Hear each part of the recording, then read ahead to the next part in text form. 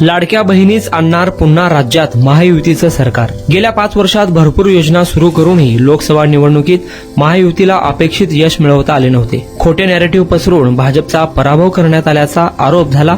मात्र या सगळ्या चुकीच्या प्रचारावर महायुती सरकारने रामबाण उपाय शोधला। लाडकी बहीण योजना सुरू करत राज्यातील सुमारे 2 कोटी बहिणींना रक्षाबंधनाची अनोखी भेट दिली। ही योजना आगामी विधानसभा निवडणुकीत मास्टर स्ट्रोक ठरण्याची शक्यता राजकीय विश्लेषक व्यक्त करत आहेत। लाडक्या बहिणींना स्वतःच्या पायावर उभे करण्यासाठी सरकारकडून दरमहा 1500 रुपये देण्याची ही योजना 17 ऑगस्टला रक्षाबंधनाच्या मुहूर्तावर सुरू करण्यात आली। नोव्हेंबरचे पैसे देखील ऍडव्हान्सने देत सरकारने आतापर्यंत या योजनेचे 5 हप्ते दिले आहेत। शिवाय प्रत्येक पात्र बहिणीला या योजनेचा लाभ घेता यावा म्हणून 2दा मुदतवाढ ही योजनेला देण्यात आली होती। 2 कोटी बहिणींनी या योजनेचा लाभ घेतला। विरोधकांनी योजना फक्त निवडणूक जुमला आहे, ती बंद पडणार, 1,500 काय होतं अशा नकारात्मक टीका केल्यानंतरही महिलांनी त्याकडे दुर्लक्ष करत योजनेला भरभरून प्रतिसाद दिला।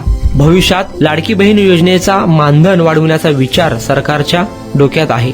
ही योजना बंद होणार अशी टीका विरोधक करत होते। मात्र रक्षाबंधनापासून थेट भाऊबीजेपर्यंत ही योजना चालली, भविष्यात ही सुरू राहणार असल्याचे महायुतीचे नेते सांगत आहेत। महायुतीने तर लाडकी बहीण योजनेचे मानधन 3000 करण्याचा मानसही व्यक्त केला आहे। ही योजना दिवंगत नेते मनोहर पर्रीकर यांनी गोव्यात सुरू केली होती आणि पुढे मध्य प्रदेश, छत्तीसगड, ओरिसा आणि आता महाराष्ट्रात लागू करण्यात आली आहे। लाडकी बहीण योजनेचे आतापर्यंत 5 हप्ते म्हणजे 7500 रुपये बहिणींना देण्यात आले आहे। अनेकांना या योजनेचा लाभ देखील झाला आहे। लाडकी बहीण योजनेचा 6वा हप्ता लवकरच डिसेंबरमध्ये मिळणार आहे। या योजनेच्या निधीची अर्थसंकल्पातच तरतूद केलेली असल्याने ही योजना बंद पडणार नाही। योजनेसाठी सरकारने 46,000 कोटींची तरतूद केली आहे, त्यामुळे ही योजना कायमस्वरूपी सुरू राहणार असल्याचे बोलले जात आहे। महिलांचा पाठिंबा प्रतिसाद पाहता निवडणूक संपल्यानंतर देखील ही योजना चालू राहणार आहे। डिसेंबरचा हप्ताही महिलांच्या खात्यात आचारसंहिता संपल्यानंतर लगेच मिळणार आहे। सरकारची ही सगळी तरतूद पाहता सुमारे 2 कोटींपेक्षा जास्त महिलांनी या योजनेचा लाभ घेतल्याचे दिसून येत आहे। मुख्यमंत्री एकनाथ शिंदे, उपमुख्यमंत्री देवेंद्र फडणवीस